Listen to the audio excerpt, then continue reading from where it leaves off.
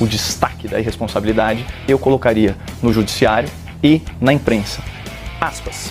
Porque torço para que Bolsonaro morra. Artigo estampado, pena que o Dr. Zé Eduardo acha isso engraçado, mas é um artigo estampado na capa do jornal Folha de São Paulo, defendendo a moralidade do desejo que uma pessoa morra. Corte rápido. Quero que você deixe a sua opinião nos comentários, principalmente após também assistir uma análise aí do Caio Coppola, uma análise bem cirúrgica, versus o comunista José Eduardo Cardoso. Bora lá? Mas há um outro fator que eu acho que é preponderante, que é a propaganda do ódio. O incentivo ao ódio. Eu me lembro de um, então, candidato presidencial que dizia que vamos metralhar os petistas. E depois disse que isso era brincadeira. Não é? Que brincadeira.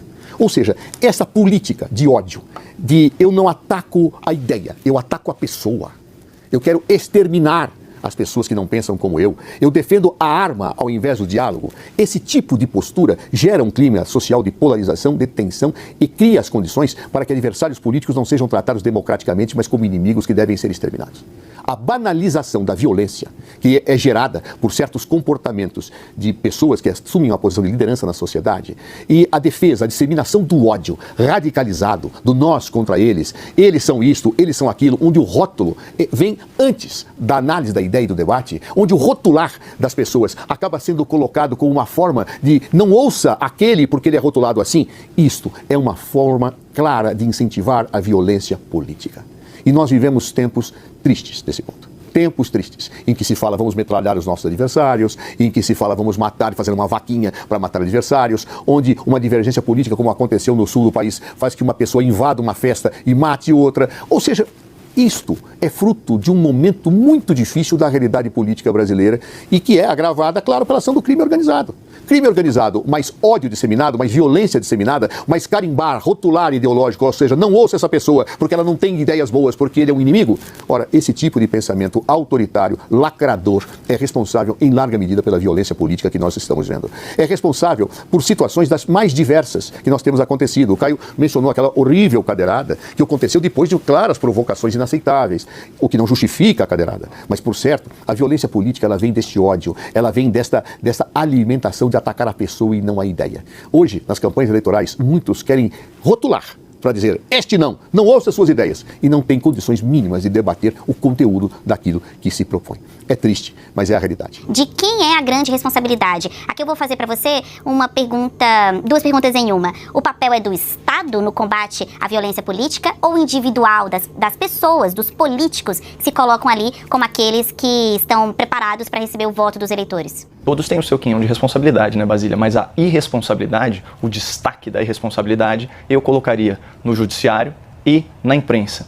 Aspas. Porque torço para que Bolsonaro morra. Artigo estampado, pena que o Dr. Zé Eduardo acha isso engraçado, mas é um artigo estampado na capa do jornal Folha de São Paulo, defendendo a moralidade do desejo que uma pessoa morra.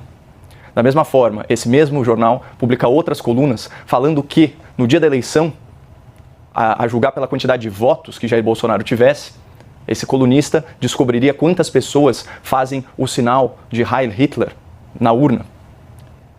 É isso que você se refere quando você fala em rotular, Zé?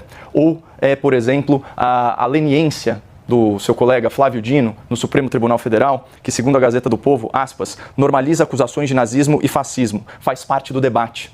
Quer um rótulo mais odioso de colocar numa pessoa do que de nazista? Vejam como Flávio Dino, com o perdão do francês, passa pano para essa manifestação verbal de violência política. Aspas. Eu considero que as palavras nazista, fascista não possuem o caráter de ofensa a ponto de caracterizar calúnia, injúria e difamação. Imagina, disse o homem que supostamente foi vítima de uma grave ofensa quando foi chamado de gordo. E tem um influenciador pagando multa por ter chamado o ministro de gordo, ou descrito ele dessa forma, ou não sei exatamente se é gordo ou uma corruptela de gordo, acho que gordola, algo do tipo. Não é algo que eu defenda, eu sou contra ofender as pessoas, seja essa ofensa antijurídica ou não. Mas vejam só, é uma corrente política estruturada na sociedade e no planeta. O que o senhor Flávio Dino quer dizer com isso? Que o nazismo é uma corrente política a ser considerada no debate público? O que é um nazista? É um supremacista, é um genocida, é um racista. Se chamar uma pessoa de nazista não é ofensa, o que é? Eu prefiro ser chamado de qualquer coisa do que ser chamado de nazista.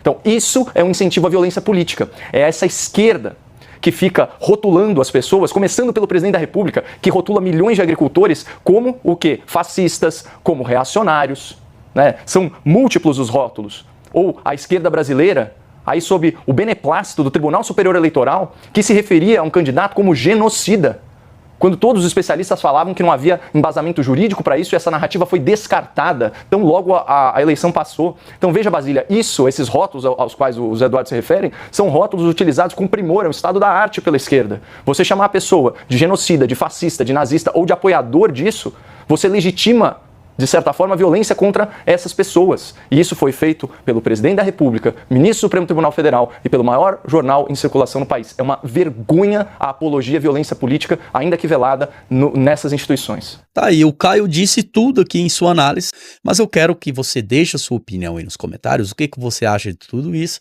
principalmente aí sobre a análise do nosso queridíssimo Caio Coppola. Tá? Deixe o seu like se gostou do nosso vídeo, te convido mais uma vez a se inscrever no canal. Se não for inscrito, inscreva-se. Um abraço a todos, até o próximo vídeo.